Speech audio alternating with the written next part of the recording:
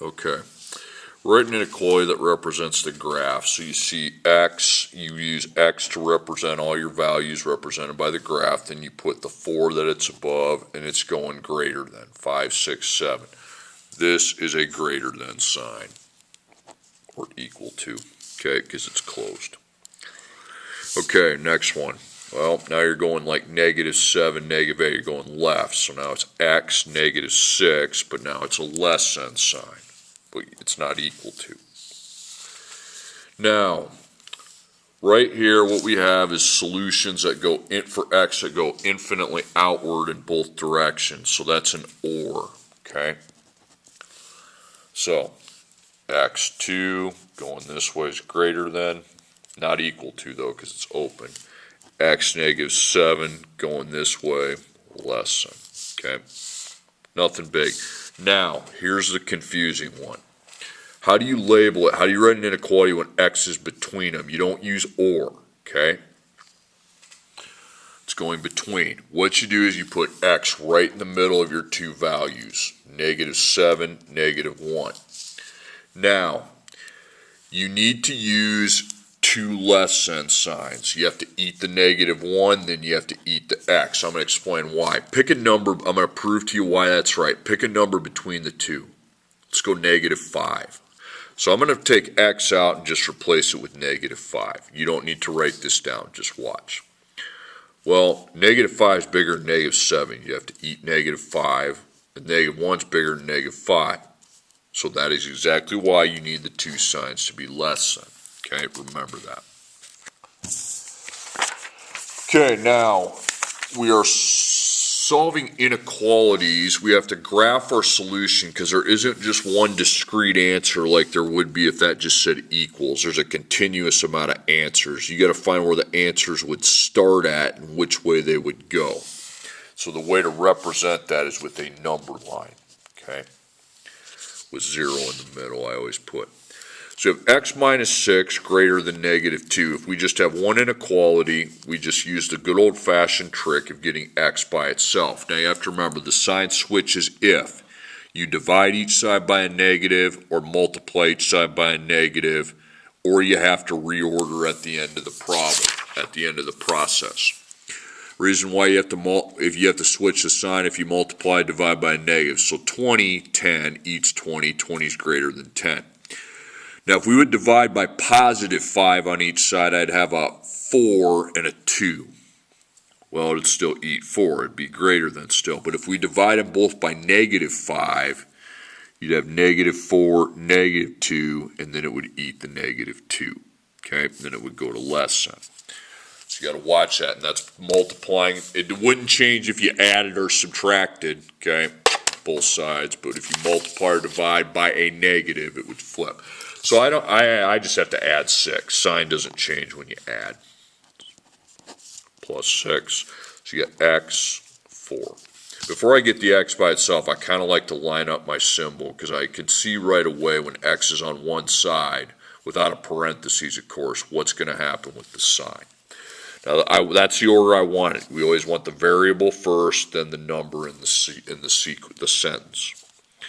Now it's open, greater, that's a greater than sign, so it goes this way. Now label the graph, you put x greater than 4. Okay. Number 6, 16 less than or equal to -2x. Okay. Well, get x by itself. Well, that means -2 times x. Okay, so you're going to have to divide, and you're going to have to divide by a -2. So since you're dividing by a negative, the sign flips. Okay. 16 divided by -2 is -8, and you have to keep this lined up. You have to put -8 here and x here. It's not like an equals where the order doesn't matter. The order is of the utmost importance in inequalities. Okay, now we got to reorder this. You can't graph it until because the graph represents everything the letter can be. So we want the letter, then the value I found, and then the sign would flip to less than or equal. So -8, you would close that, and you're less than, so it would be this way. Okay, number 7, -2/3 x greater than 10. So again, get that x by itself using the opposite operation. So you got times. So you're going to have to divide, and you will be dividing by a negative, so that sign flips. That 2/3 looks negative to me. So, and I don't care if that, before I divide, I don't care if that one's negative, because I'm not dividing by that number. I'm dividing by this number. Okay, so you've got x. 10 divided by negative 2/3 is going to be negative 15. Use a calculator if you need to. Because it'd be 10 over 1 times 3 over 2. Less than goes that way. Okay, that's what I mean by label it. Put that up there. Okay, next one. Number 6, well, before I work on getting the x by itself, I need to apply the distributive property. 6 times the quantity x minus 1. So in the quantity, I always like a plus sign, less than negative 18. When you distribute, that has no effect on the sign. It will just line up. It doesn't matter if that's a negative or a positive out there, okay? So plus, that's going to be 6x and then negative 6. Negative 18. Now you know what you have to do to get the x by itself. Get a plus 6, which never changes a sign. When you divide, it's going to be by a positive number. You see that 6, so the sign don't switch there either. Okay? 6 times x, negative 18 plus 6, negative 12. I am not flipping the sign because I'm dividing both sides by a positive 6. Negative 2. That's in the order we want, so I put negative 2. Circle doesn't need to be filled. Less than goes this way. Okay, number 9. 5x less than or equal to 8x minus 18. Okay, I'm going to do this one a little bit differently. We're used to, when we have two x's, we're used to taking out the smaller one. By the way, if you have like terms of x, that has no impact on the sign. Okay. Now usually I take out the smaller one, but I don't want to do that because then that side would be empty. You could take out 5x and you'd have to put a 0. Yeah, how about I just take out the 8x by minusing it? So I'd have negative 3x, negative 18. Now I know what I have to do to get the x by itself. I have to divide by negative 3. Oh, the sign would probably need to switch because I'd be dividing each side by a negative 3, not a positive 3. So you have x, and that's 6. That's in the order we want. So 6 or greater than or equal to 6. Okay, number 10, negative 9 less than or equal to x plus 4. Okay, we have to get the x by itself, okay? All right, pretty well set to go. We have to minus 4. Sign does not switch when you minus, okay? So we got to line this up. That's negative 13, but it's negative 13 here, x here. Well, we don't graph when it's like that. Yeah, the x is by itself, but it has to be the x coming before the negative 13, so you need to reorder this. Then you switch it. Circle, fill it, greater than would go this way. Okay, number 11, x divided by negative 6 less than or equal to negative 3. You're pretty well set to get the x by itself. You have division, okay? No, so you get rid of division by multiplying. Now that rule applies. You're going to be multiplying by a negative 6 on both sides. So that sign has to flip, because just like when you divide each side by a negative, when you multiply each side by a negative, you will be flipping it. So you have x and then 18. So you got 18, fill it, greater than goes this way. X greater than equal to 18. Okay, that's how you're going to solve with single inequalities. Now, number 10, negative 1 is less than or equal to 2x minus 3 is less than or equal to 11. This is called a compound inequality.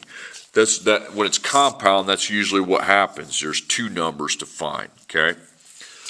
So we need a number line, but then I'm going to separate the compound inequality with a little table, okay? and drop each inequality I have, because it's not a single. So here's my first less than or equal. We have a -1 and then the expression 2x minus 3. -1 less than or equal to 2x minus 3. Now on the other side, we have the 2x minus 3 and then the 11. Okay, now solve it. Each side. Before we do anything on the number line, we're getting the x by itself. So we add 3, doesn't change the sign. Then you have to divide by the 2. That ain't changing the sign either. So plus 3 plus 3. So that's 2. You have 2 times x. Now you're going to divide by 2. 2 divided by 2 is 1. That's 1 as well, but you put x, okay, because 1x and x mean the same thing. Okay, you got to reorder that. Okay, you need the x before the 1 greater than or equal. Now over here, same process, plus 3, sign won't change. Dividing by 2, that's a positive 2, so the sign will not be changing there either. Okay, so you got 2 times x and then 14. So you divide by 2, now you have x in front, good, and that's 7. Graph those, 1 and 7. They can both be positive. They don't have to be a positive and a negative. You'll close them both because it's equal. So you're greater than 1. Greater than 1's this way, but your x is less than 7. That's this way. So you need to write the inequality now properly. You put x, 1, and 7 because that's what it's between. And then you need to eat the 7 and eat the x. Again, the reason it goes that way is because x is between these. Pick a number for x between. Don't write this down, just mentally. Okay, 4. 1, 4, and 7. Well, it'd have to eat 7. Then it'd have, between these two, it'd have to eat 4. That's why they always go the double less than route when they're between. Okay, number 11, 3x less than -9 or 5x greater than 25. Okay, 3x less than -9, 5x greater than 25. So that's not hard to separate like this is. Okay, we will be dividing, but we will be dividing by a positive 3. So the sign won't change. I don't care if that number's negative. That's not the number I'm dividing by. So you got x, -3. Oh, I'm dividing here, but I'm dividing by positive 5. So we have x and 5. Okay, so -3 and positive 5. Okay, they'll both be open here. Okay, you're less than -3. You're greater than 5. Okay, so to label that we put or. Okay, and then we just label them separately. x5 greater than, x -3 less than. Okay, and the x has to come before the number. Okay, now if you remember this, absolute value, okay? The absolute value of 2x minus 7 is greater than 1. You're like, oh, it's a single inequality. No, it actually becomes a compound. Absolute value means distance from 0 on a number line. When you see that and the letter you have to solve for is inside of that, you want to first put that around a box and put D above it, okay? Then you're going to want to make a table because eventually we're going to be working with 2x minus 7, whatever the expression is within the absolute value, the D box, if you want to call it that, put on each side. Because there's two ways you can have an absolute value at that number. Now, take that out and just put D. D is greater than 1. So the D value, I don't have to solve for D. D is by itself. It's 1. Okay? So, two places you can be a distance of 1, though, is at positive 1 or negative 1. Now, you use the given symbol on the positive, but you need to flip it on the negative. And the reason why that is because if we're talking a distance of 1, so we know that that could be 1 from 0, positive 1 or negative 1. So we had greater than 1. Well, distance greater than 1 means you're getting further away from 0. Okay, so that way, hence greater than 1, or this way. Well, when I go this way, that's less than, okay? But the distance is growing. Okay, but all you have to do to make a long story short, not overcomplicate it, is remember to flip the sign on the negative. Now you get x by itself. Add 7, sign won't flip. Divide by 2, it's by positive 2, so it doesn't flip. So 2 times x and 8, divide by 2, we have x, 4. Same thing, add 7, divide by 2. It's going to be 6. X less than 3. Now I do need that put on the number line because you have greater than and less than signs. Okay, 4 and 3. It's not a very wide range here. Greater than 4, less than 3. Okay, that looks like an OR graph.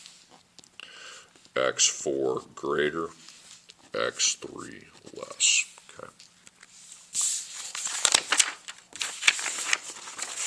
Okay, now you have absolute value, but now they're just equations. You basically handle it the same way, you just don't have a sign to flip and you don't have to graph it because there's discrete answers now. It's not a continuous amount of answers. Okay. So, distance, x plus 2 is your distance expression. We're going to take that out and just put d plus 4 equals 7. Now you have to solve for d, solve for your distance. Minus 4, d would equal 3. So again, that could be 3 or negative 3. X equals 1, okay? Don't have to graph it because it's one discrete answer. X equals negative 5. Those are the two discrete answers. You could have that equate. That could make this side equal to this side. Okay, number 14, 4 times the absolute value of x plus 5 equals 8. Okay, do not distribute. That's not how this works. It ain't a parentheses. Okay, so x plus 5 is the expression in the absolute value. I have to solve for x. D, so 4 times d equals 8. So to find my d value, you divide by 4. D equals 2. By the way, if d ever equals a negative, you write no solution, but it's been equal to a positive every time, so that could be 2, negative 2. So x equals negative 3, and x equals negative 7. Okay, no graphing because they're just equals discrete values. Okay, now story problems do not take very long on these, okay? We have 240 feet of fence to put around a rectangular garden. The width of the garden has to be 50 feet. Write and solve an inequality that represents possible lengths of the garden. Now, when you have something to write an inequality, you're going to use a less than sign. You're going to go straight to that, or equal to. And you have 240 feet. You don't need any boxes, anything when doing inequality word problems. Okay. Okay, so the 240, now, look at your rectangle. The width of the garden has to be 50 feet. So get these W's out of here and put 50. Now what we're doing with that 240 feet of fence is we are wrapping it around the outside of the garden. That means all the sides. So we're adding it basically around all the sides. So add your 50 and your 50. And then add your L and your L. Well, that's 100. And that's 2L, okay, because it'd be 1L, 1L. So I write 100 plus 2L on the other side, okay? So that 240 feet is going around all the sides. There's 2 L's and then 100. Okay, minus 100, sign doesn't change. Divide by 2 is positive, sign doesn't change. You do need to graph this, though.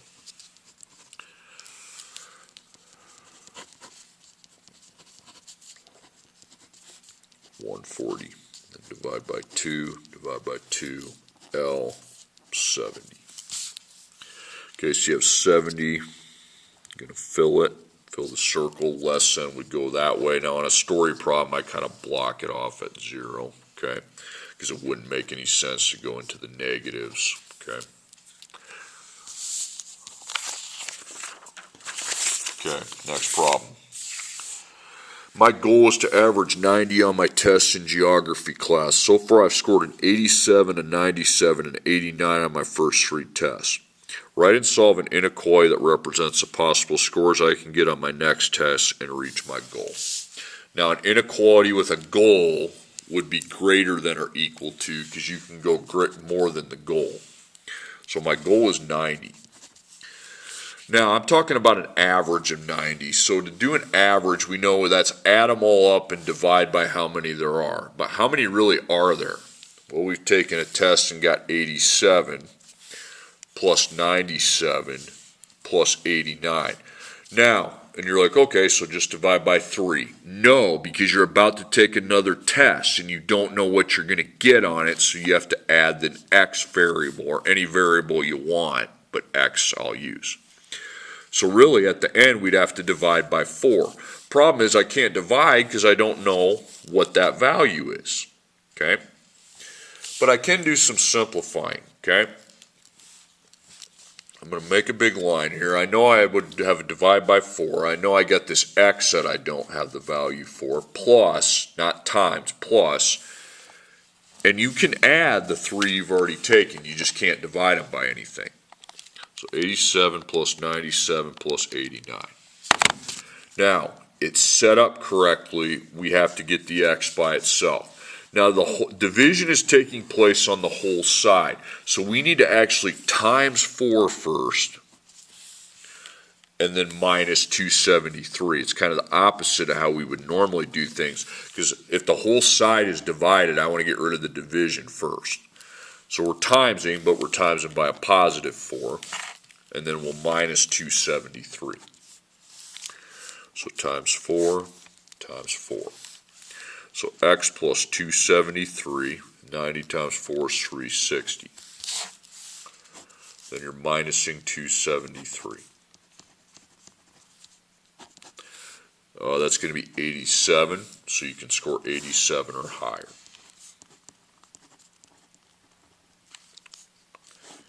So x greater than or equal to 87. Okay, then the final problem is not a hard one. The specific length of a board is 20.5 inches. The specified width is 25 inches. Each dimension has an allowable variation of at most 0.15 of an inch. Write inequalities that represent the range of each dimension. Now, range is this applied in real life. You're going to use a variable. You're going to use L and W for variables. You got to find the highest and the lowest. So I would go right to my number line here, okay? Don't put 0 though. 0 is not a part of this solution set.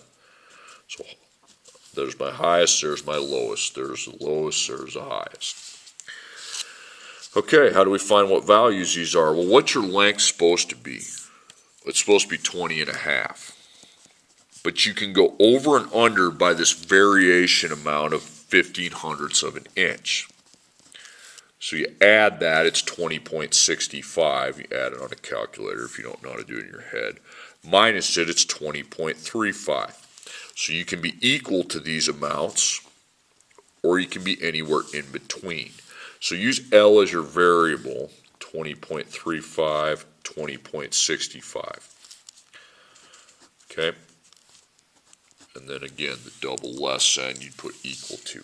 Now this is the same way. Now you take what your width was wanted to be, 25, and you add and subtract 0.15. So when I add, I get 25.15. When I subtract, I get 24.85.